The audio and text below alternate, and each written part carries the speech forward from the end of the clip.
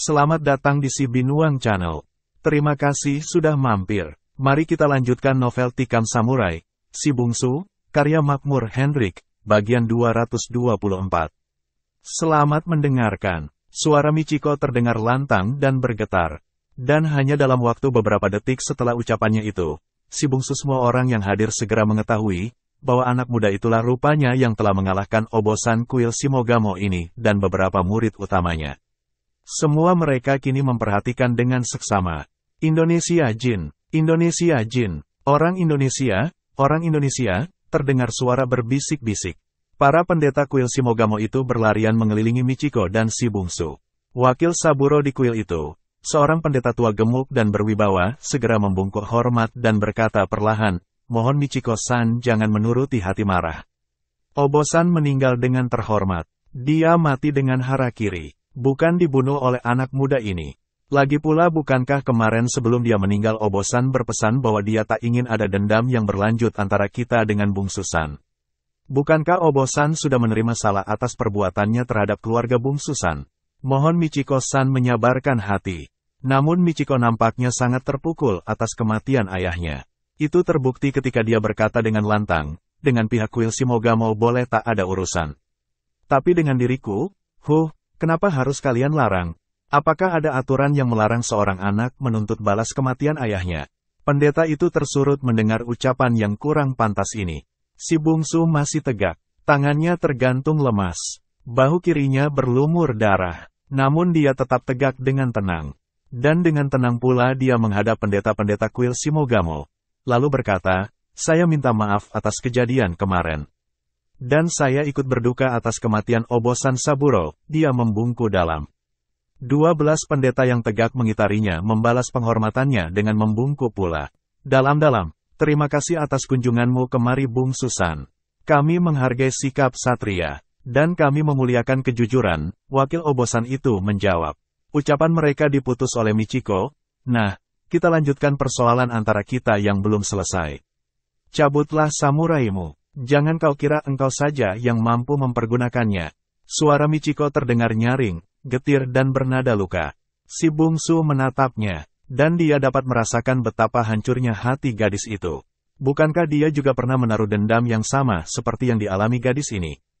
Dendam dan kebencian yang berkobar, yang menjalani segenap pembuluh darah dan segenap tulang belulang terhadap orang yang membunuh ayah, ibu dan kakaknya.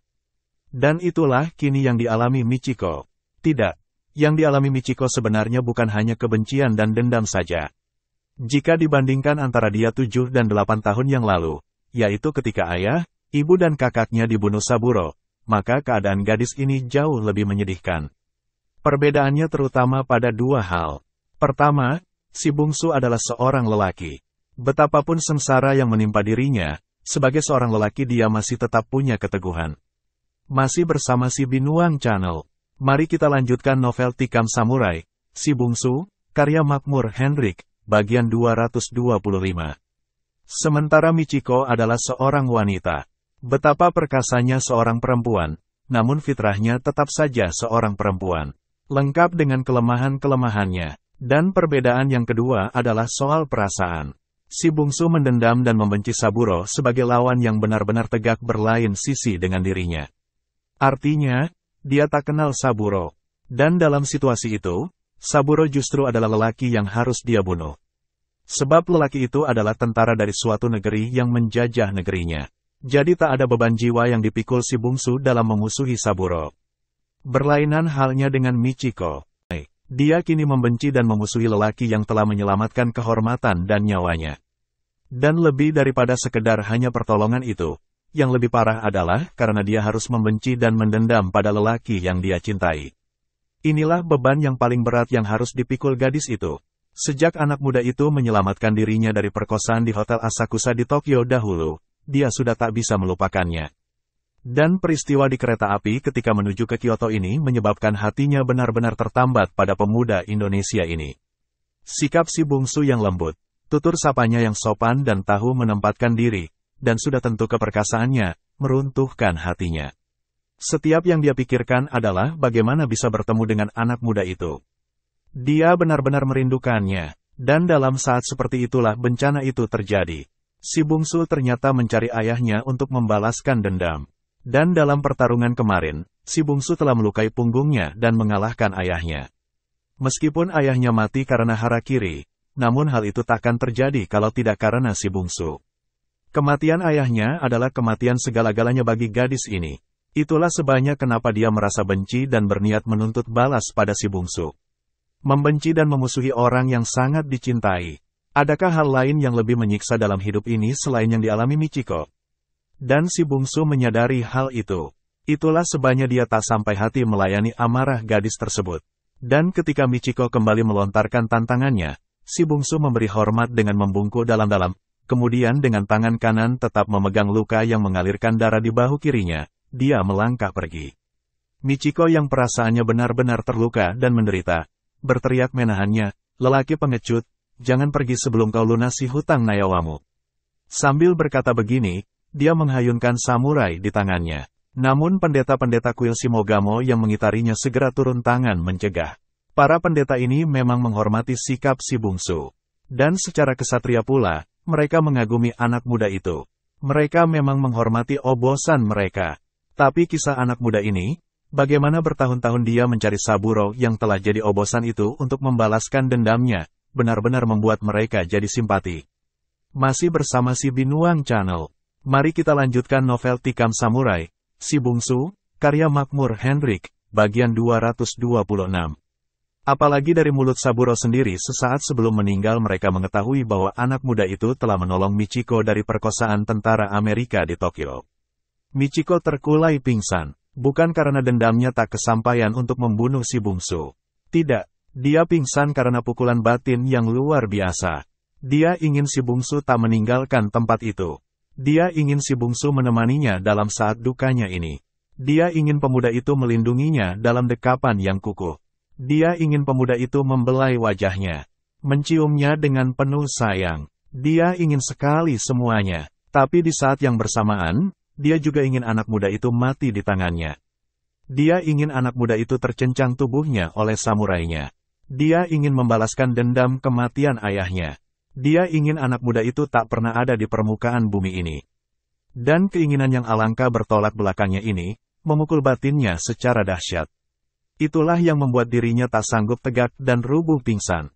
Gadis ini benar-benar seorang yang patut dikasihani. Demikian berat cobaan yang mendera dirinya dalam usia yang belum cukup 20 tahun. Si bungsu tak mengetahui, bahwa di saat dia membelakang dan menjauhi tempat itu, Michiko rubuh pingsan. Dia melanjutkan langkahnya meninggalkan altar tersebut. Meninggalkan kuil Shimogamo itu. Meninggalkan prosesi pemakaman obosan Saburo Matsuyama. Lelaki yang pernah dia cari selama bertahun-tahun untuk membalaskan dendam keluarganya. Dan hari ini, lelaki itu dikuburkan dengan upacara penuh kehormatan. 10 hari lamanya dia terbaring dalam musim dingin itu. Terbaring di hotelnya sambil mengobati luka bekas hantaman samurai Michiko. Namun hari ke-10 nampaknya dia harus meninggalkan hotel itu.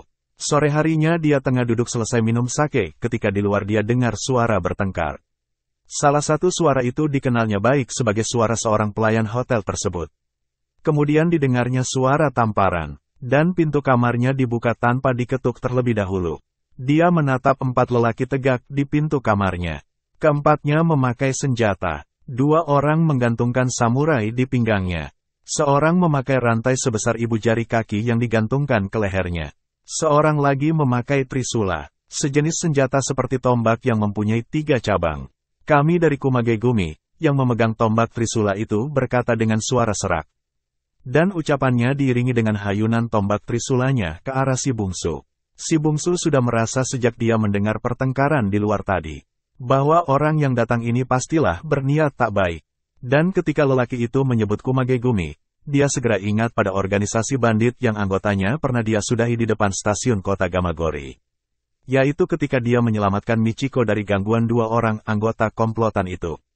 Kemudian ternyata yang 2 orang ini memanggil 3 temannya lagi. Salah seorang di antaranya ternyata adalah pimpinan Kumagegumi di kota itu. Dan kini kelompok itu datang membalas dendam. Si bungsu sudah waspada di saat orang itu menghayunkan tangannya menghujamkan tongkat trisula. Anak muda ini menggulingkan tubuh ke belakang. Dan tombak itu menghujam di kasurnya. Dan tanpa memberi waktu sedikit pun, Ketiga lelaki lainnya segera mengepungnya dan menghantamnya dengan senjata di tangan mereka. "Tahan!" si bungsu berseru. Anak muda ini sudah merasa jenuh dengan perkelahian. Dia sudah merasa seperti tukang bantai. Karena itu, dia tak ingin berlarut-larut. Masih bersama si Binuang Channel. Mari kita lanjutkan novel Tikam Samurai, Si Bungsu, karya Makmur Hendrik, bagian 227. Untungnya, keempat lelaki itu mau menahan serangan mereka. "Kalian datang untuk membalaskan kematian 5 teman kalian di stasiun Gamagori." Keempat lelaki itu menyeringai. Dan yang menjawab adalah yang memakai tombak Trisula itu. Nampaknya dia adalah pimpinan di antara keempat lelaki tersebut. "Ya, kami datang untuk menuntut balas kematiannya. Dan kini engkau bersiaplah menerima nasibmu." "Tunggu, untuk apa kita memperpanjang persengketaan ini? Saya tidak ingin mengatakan siapa yang salah dan siapa yang benar dalam peristiwa itu. Tapi apakah tak ada jalan lain untuk menyelesaikannya tanpa menumpahkan darah?" Keempat lelaki itu saling pandang. Dan malangnya, keempat mereka jadi salah duga terhadap maksud ucapan si bungsu. Anak muda ini benar-benar tak ingin menumpahkan darah lagi. Dia sudah merasa penuh dosa. Tapi keempat lelaki itu justru menafsirkan bahwa anak muda ini takut kepada mereka berempat. Dan inilah pangkal celaka itu. Kalau saja mereka mau sedikit berpikir agak waras, bahwa anak muda ini datang dari jauh tanpa bekal kecuali samurai dan dendam, mungkin mereka akan dapat mengerti. Namun sudah dasarnya kaum rampok dan penyamun, yang ada pada mereka adalah keangkuhan. Sikap mengalah orang dia duga sebagai sikap takut. He, jangan menangis anak muda. Engkau barangkali bisa kami ampuni kalau engkau mau merangkak keliling kamar ini. Si bungsu menatapnya. Keempat lelaki itu menyeringai. "Ya, kalau kau mau merangkak dan minta ampun pada kami, maka kami akan pertimbangkan untuk tetap membiarkan engkau hidup." Si bungsu masih menatap mereka. "Kalau kau mau, mulailah." Si bungsu masih menatap dengan diam.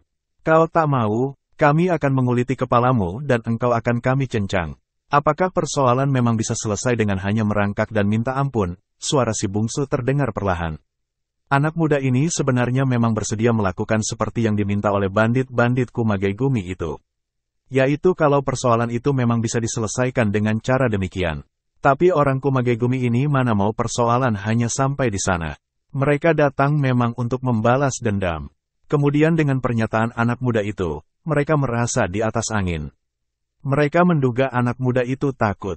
Karena itu, kesombongan mereka menjadi-jadi. "Ya, merangkaklah." Dan kemudian menyembah minta ampun. Lalu tindakan berikutnya boleh kita pikirkan apakah engkau bisa bebas atau ditambah dengan acara lainnya. Kembali yang memakai tombak Trisula itu bicara. Si bungsu menyadari bahwa apapun yang dia lakukan, maka keempat orang ini hanya berniat satu. Yaitu menghendaki nyawanya. Dia jadi menyesal. Menyesal karena tak bisa menghindarkan diri dari perkelahian. Kalau berkelahi, itu tak lain artinya adalah maut. Sampai bila dia harus jadi tukang bantai. Dia menarik nafas panjang. Dan karena dia tetap tak merangkak, tidak pula minta maaf atau menyembah seperti yang diminta, maka yang memakai rantai segera melecutkan rantainya ke arah si bungsu. Anak muda ini kembali bergulingan di lantai dengan jurus lompat tupai itu. Dan dia luput dari hantaman rantai besar itu. 3 orang lagi maju dengan senjata mereka. Si bungsu menyambar samurainya yang terletak di tempat tidur. Dan sebelum orang-orang Kumagegumi itu sadar apa yang terjadi, terdengar mereka saling berseru kaget. Dan mereka tersurut. Dada mereka keempatnya terasa perih. Ketika mereka menoleh, ternyata kimono mereka telah robek tentang dada. Melintang dari kanan ke kiri. Dan dari balik kimono yang robek itu, darah mengalir perlahan. Si bungsu telah bergerak amat cepat. Namun tetap saja anak muda ini tak menginginkan ada nyawa yang tercabut. Itulah sebabnya dia tak mau membunuh keempat lelaki itu. Meskipun kalau dia mau, dengan mudah bisa dia lakukan. Masih bersama si Binuang Channel. Mari kita lanjutkan novel Tikam Samurai, Si Bungsu, karya Makmur Hendrik, bagian 228. Kini dia tegak di atas tempat tidur dengan samurai sudah berada dalam sarungnya. "Saya berharap hal ini bisa diselesaikan dengan baik-baik," kembali suaranya terdengar perlahan. Namun keempat anggota Kumagegumi itu bukannya merasa beruntung bahwa anak muda itu telah berlaku sabar. Mereka justru merasa terhina dan menjadi meluap amarahnya. Seperti di komando, mereka lalu serentak maju menyerang. Kembali samurai si bungsu berkelebat. Dia tak mau menjatuhkan tangan kejam. Samurainya kembali hanya melukai kaki dan tangan mereka. Dia berharap dengan itu keempat mereka jadi jerah. Namun karena tak mau mencederai, maka gerakannya jadi lambat. Suatu saat, rantai besar itu berhasil membelit samurainya. Dan di saat yang sama dua samurai yang lain membabat tangannya. Benar-benar berbahaya, dan satu-satunya jalan untuk selamat adalah melepaskan samurai tersebut. Dan itulah yang dilakukan anak muda ini. Dia melepaskan samurainya yang terbelit rantai. Dengan demikian tangannya selamat dari pancungan kedua samurai lawannya. Serangan tombak Trisula yang datang menghujam rusuknya dia elakkan dengan melompat ke sisi. Serangan berikutnya, yaitu hantaman rantai, terkaman mata samurai dan tikaman tombak, dia elakkan dengan bergulungan di lantai memakai lompat tupai yang terkenal itu. Tapi sampai kapan dia dapat bertahan? Nafasnya memburu. Lawan yang dia hadapi bukan lawan sembarangan. Lawannya ini adalah pembunuh-pembunuh kelas 1 di kota Kyoto. Pembunuh kelas 1 dalam organisasi Kumage Gumi. Maka dia hanya dapat bertahan dengan bergulingan beberapa saat saja. Sambil bergulingan dia mencari kemungkinan untuk lari keluar. Tapi keempat lelaki itu seperti menebak apa yang dia inginkan. Karena itu pintu mereka jaga dengan ketat. Dan akhirnya si bungsu lelah diburu keempat senjata Kumage Gumi ini. Pada jurus ke-16 dari serangan mereka, rantai sebesar empu kaki dengan panjang 2 meter itu menghajar perut si bungsu. Sakitnya bukan main. Dia bergulingan berusaha mencapai samurainya. Namun samurai itu ditendang oleh yang memakai tombak hingga terpental ke dekat pintu. Dan kembali rantai itu menghajar punggungnya. Dia tersandar ke dinding. Tubuhnya lemah. Keempat anggota Kumage Gumi itu berhenti. Menyeringai buruk. Yang memakai samurai tiba-tiba bergerak. Dan tanpa ampun, kedua bilah samurai itu bekerja. Dada, perut, bahu dan paha si bungsu kena sabet oleh samurai itu. Luka menganga. Si bungsu berusaha untuk tak memekik meski sakitnya bukan main. Darah merembes terus. Indonesia Jin, engkau telah lancang dan kurang ajar membunuh 5 orang anggota kami di kota Gamagori. Kini saatnya kau merasakan pembalasan kami. Yang bicara ini adalah yang pakai tombak Trisula. Dan kata-katanya diakhiri dengan meluncurnya tombak bercabang 3 di tangannya. Si bungsu yakin, betapapun dia coba mengelak, namun sudah tak ada gunanya lagi. Dia tak lagi punya tenaga. Dan tombak bercabang 3 itu menghujam dalam di pahanya. Hanya Tuhan yang tahu betapa sakitnya paha si bungsu. Namun dia tak memekik sedikit pun. Bukankah azaban yang jauh lebih dahsyat, yaitu ketika kuku dan jarinya dicabut dan dipatahkan Jepang di terowongan bawah tanah bukit tinggi dulu jauh lebih hebat. Dia hanya menatap diam pada keempat anggota Kumage Gumi itu. Keempat lelaki Jepang itu mau tak mau mengerenyitkan kening mereka. Dan saling pandang sesamanya. Ketabahan dan ketangguhan anak muda Indonesia ini benar-benar luar biasa bagi mereka. Kita sudahi saja cepat anak ini, kata yang memakai samurai. Dan keempat mereka nampaknya sepakat untuk menyudahi orang Indonesia itu. Si bungsu sudah pasrah pada nasibnya. Tanpa dia sengaja, jari jemarinya meraba cincin bermata berlian di jari manisnya. Cincin pemberian Salma. Sesaat dia teringat pada gadis itu. Teringat pada kampung halamannya, pada si 7 ladang laweh, pada Gunung Sago dan Payakumbuh.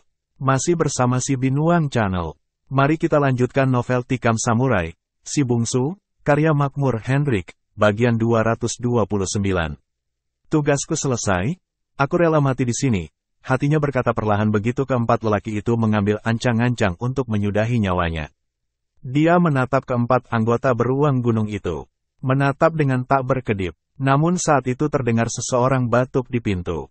Keempat anggota Kumage Gumi itu menghentikan gerakan mereka dan menoleh ke pintu. Si bungsu juga menoleh ke pintu. Lewat keempat tubuh lelaki itu dia melihat seorang lelaki Jepang tegak di pintu. Lelaki yang baru muncul itu berambut sangat pendek. Hanya 1 senti. Tubuhnya agak gemuk. Memakai kimono berwarna coklat. Dia tegak di balik pintu yang telah ditutupkan. Rupanya tak seorang pun yang tahu kapan dia membuka pintu dan masuk kemudian menutupkan pintu.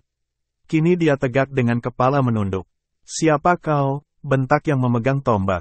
Lelaki itu masih menunduk. Di tangannya dia memegang sebuah tongkat panjang. Dan si bungsu segera mengenali bahwa tongkat di tangan lelaki itu mirip dengan tongkat yang selalu dia bawa. Tongkat di tangan lelaki itu pasti samurai. Tapi berlainan dengan samurai yang dia miliki. Samurai di tangan lelaki itu nampaknya lebih kecil ukurannya. Meski panjangnya sama, tapi lebarnya berbeda. Siapa kau? Yang bertombak itu membentak lagi. Dengan masih menunduk, terdengar suara lelaki yang baru muncul itu perlahan. Alangkahnya tak bermalunya. Ramai-ramai mengeroyok orang asing di kota ini. Keempat lelaki itu saling pandang sesamanya. Mereka sungguh mati tak pernah mengenal lelaki ini. Si bungsu juga heran. Dia tak pernah mengenal lelaki ini sebelumnya. Mengapa lelaki tak dikenal ini tiba-tiba saja muncul dalam kamarnya? Engkau pemilik samurai ini orang asing? Lelaki itu bertanya perlahan. Dan di tangannya rupanya telah tergenggam samurai si bungsu yang tadi disepakkan ke dekat pintu oleh anggota Kumagai-gumi itu. Ya, kata si bungsu perlahan. Nah, ambillah kembali, lelaki asing yang baru datang itu berkata dan tiba-tiba melambungkan samurai itu tinggi-tinggi. Melewati kepala keempat anggota Kumagai-gumi itu. Dan tanpa dapat dicegah jatuh tepat di depan si bungsu. Sudah tentu si bungsu tak mau menyia-nyiakan kesempatan ini. Dengan sisa tenaga, dia menyambar samurainya itu. Keempat anggota Kumagai-gumi itu bukan main berangnya. Mereka sesaat melupakan si bungsu yang tak berdaya. Serentak mereka menyerang orang lancang yang baru masuk itu. Namun yang berada paling depan, yaitu yang memakai samurai, terpekik dan terguling rubuh. Dia mendekap mukanya yang berdarah. Ketiga lelaki lainnya segera maju. Namun lagi-lagi mereka terpekik. Dan kali ini, dua di antaranya mati. Yaitu yang memegang tombak bercabang 3 dan yang memakai rantai. Si bungsu sendiri kaget bukan main melihat kecepatan lelaki ini. Dia seperti tak melihat pada keempat anggota Kumagai-gumi itu. Namun gerakannya demikian cepat. Samurainya berkelabat seperti kilat yang amat sulit diketahui. Dua orang anggota Kumagai-gumi yang masih hidup jadi kaget. Mereka kini terjepit antara dua lelaki yang kemahirannya bersamurai bukan main. Yaitu antara lelaki baru masuk itu di pintu, dengan orang Indonesia itu di bahagian dalam kamar. Sis, siapa engkau? Yang memakai tombak itu bertanya gugup. Lelaki itu mengangkat wajahnya. Dan dengan kaget, baik si bungsu, terlebih lagi anggota Kumagai-gumi itu mengetahui, bahwa lelaki ini ternyata buta. Zatoichi. Suara anggota Kumagai-gumi itu terdengar seperti tangisan. Lelaki yang buta itu menunduk.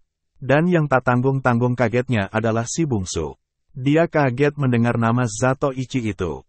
Siapa di antara orang di Jepang yang tak mengenal dan mendengar nama Zatoichi? Nama itu sebuah legenda. Nama seorang pahlawan rakyat Jepang. Seorang lelaki buta yang kecepatan samurainya hampir-hampir tak tertandingi. Dan dengan kemahiran bersamurai itu, meskipun buta, dia malang melintang di seluruh tanah Jepang. Berkelana dari satu negeri ke satu negeri menegakkan keadilan. Dia seperti malaikat penolong orang-orang teraniaya.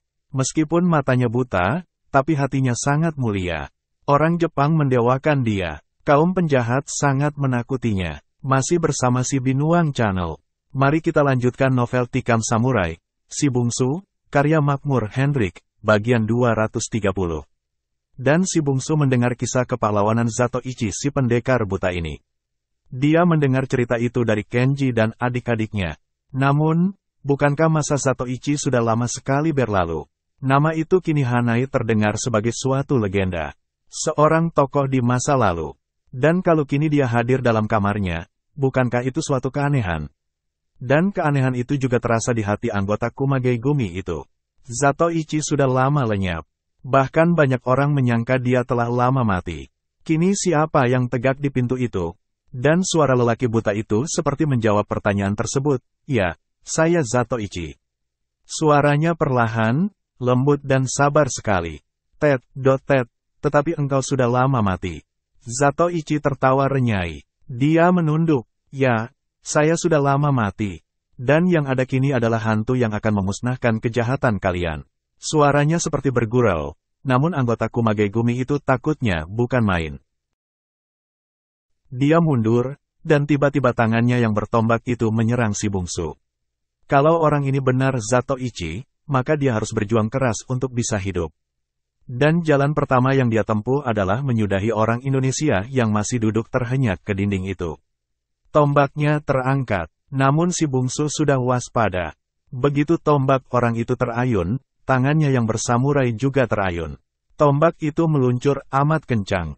Tapi pada saat yang bersamaan, samurainya juga lepas terhayun menyerang anggota Kumagai Gumi itu. Si bungsu melontarkan samurainya sambil menggulingkan tubuhnya ke lantai. Tombak bercabang 3 itu menghujam ke dinding, sejari dari leher si bungsu. Dan lelaki anggota Kumagai Gumi itu terlolong. Lontaran samurai si bungsu persis menerkam jantungnya. Lelaki itu mendelik, menggelepar, dan mati. Kini hanya seorang anggota Kumagai Gumi lagi, yaitu yang tadi mukanya disabat dengan samurai hingga berlumur darah oleh Zatoichi. Lelaki itu mundur ketakutan. Dia mengambil rantainya dan menyerang Zatoichi di pintu. Suara rantainya gemercing dan menimbulkan angin yang bersuit. Namun dengan sebuah putaran tubuh yang cepat samurai Zatoichi bekerja. Lelaki itu mati dengan bahu belah. Kamar itu kini berubah jadi kamar pembantaian. Darah membanjir di mana-mana. Dan 4 mayat melang melintang. Kini yang hidup dalam kamar itu hanya mereka berdua. Si bungsu dari si 7 ladang laweh dan Zatoichi, pahlawan samurai negeri Jepang. Si bungsu kembali duduk di sisi tombak bercabang 3 yang menancap dalam di dinding kamar.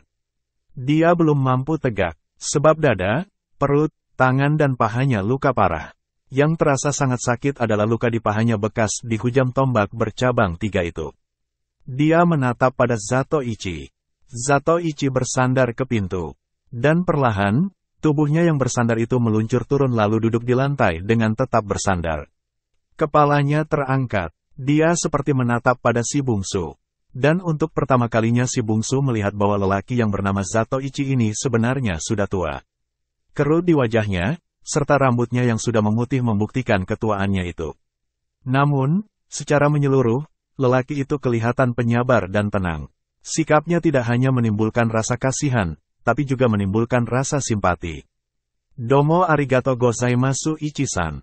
Saya banyak mendengar kehebatan Zatoichi-san, dia berkata perlahan. Zatoichi menarik nafas panjang. Kemudian menunduk. Luar biasa. Benar-benar luar biasa. Seorang asing menjadi jagoan samurai yang ditakuti di negeri Jepang. Masih bersama si Binuang Channel. Mari kita lanjutkan novel Tikam Samurai, Si Bungsu, karya Makmur Hendrik, bagian 231. Hei, engkau benar-benar seorang yang luar biasa bungsu-san. Suara Zatoichi bergema dari tempat duduknya di lantai dan bersandar ke pintu. Si bungsu diam. Dia berusaha tegak, namun dengan keluhan sakit, dia terduduk lagi. Nampaknya engkau luka parah. Kamar ini terlalu bau bangkai. Engkau harus keluar dari sini, anak muda. Zatoichi berkata, ya, saya rasa saya menang harus keluar. Tapi, suaranya terhenti. Saya bisa membantumu. Mari. Zatoichi berdiri. Dan si bungsu melihat betapa lelaki itu tegak bertumpu dengan samurainya yang merangkap sebagai tongkat. Kemudian dengan tongkat itu pula, dia melangkah terlatih-tatih mencari jalan. Bila ujung tongkatnya menyentuh mayat salah seorang anggota Kumagai Gumi, dia lalu menghindarkan langkahnya dari sana. Caranya berjalan sangat mengharukan. Dengan beberapa kali tersandung pada tubuh mayat-mayat itu, akhirnya Zatoichi sampai ke dekat si bungsu. Dia berjongkok, meraba tangan, dada dan paha si bungsu. Mereka membantaimu bungsu-san, katanya perlahan. Dan dengan berpegang ke tangan Zatoichi si bungsu berdiri. Diam-diam Zatoichi merasa kagum atas ketangguhan anak muda ini. Tangguh dalam bersamurai dan tangguh dalam menghadapi derita. Dan senja itu, dia pindah dari hotel tersebut. Dengan sebuah taksi yang dipanggilkan oleh pelayan hotel, dia dibawa Zatoichi jauh keluar kota. Ke sebuah kuil tua. Di bahagian belakang kuil itu ada sebuah rumah kecil. Dan rupanya di rumah inilah Zatoichi tinggal. Itu terbukti dengan bergantungan beberapa helai pakaian Zatoichi. Nah, tenanglah, kita akan coba mengobati luka-lukamu. Di sini engkau aman, takkan ada orang yang mencarimu kemari, kata Zatoichi sambil berjalan ke meja. Kamar ini nampaknya sudah dia kenali betul letak-letak barangnya. Sebab si bungsu melihat betapa dengan mudah dia melangkah ke segenap penjuru tanpa menabrak benda-benda dalam rumah kecil itu. Sementara Zatoichi merabut obat, si bungsu masih digeluti penasaran, heran dan takjub. Heran kenapa lelaki yang jadi tokoh legenda itu bisa hadir di kamarnya tadi. Takjub, apakah benar bahwa lelaki ini adalah Zatoichi, pahlawan samurai yang tersohor itu? Kota nampaknya semakin ramai. Suara Zatoichi terdengar perlahan. Si bungsu yang terbaring di tempat tidur menolehkan kepala. Tak berniat memberikan komentar. Dia ingin mendengar lebih banyak tentang lelaki ini. Dahulu, 30 tahun yang lalu, ketika saya masih muda, Kyoto adalah kota yang tenang. Penduduknya memang ramai, tapi mobilnya tak sebanyak sekarang. Hanya ada 2 atau 3 mobil. Kini ribuan. Orang buta seperti saya akan hancur digilasnya kalau sering ke kota. Si bungsu tetap tak memberikan komentar. Zatoichio meneruskan meramu obat. Dan si bungsu segera mengetahui bahwa Zatoichi ternyata juga seorang yang mahir dalam meramu obat tradisional. Hal itu segera dia ketahui ketika melihat lelaki itu mengeluarkan akar-akar dan beberapa jenis batu-batuan yang dia kikis. Negeri ini dahulu adalah negeri yang aman. Tapi tentara membuat seluruh jadi berubah. Keinginan untuk berkuasa di Asia merembet untuk berkuasa di dunia. Akhirnya menjerumuskan bangsa ke dalam kancah peperangan yang menghancurkan diri sendiri. Zatoichi berkata terus sambil terus pula meramu obat. Terima kasih sudah bersama si Binuang Channel. Jangan lupa mampir pada bagian selanjutnya novel Tikam Samurai, Si Bungsu karya Makmur Henrik.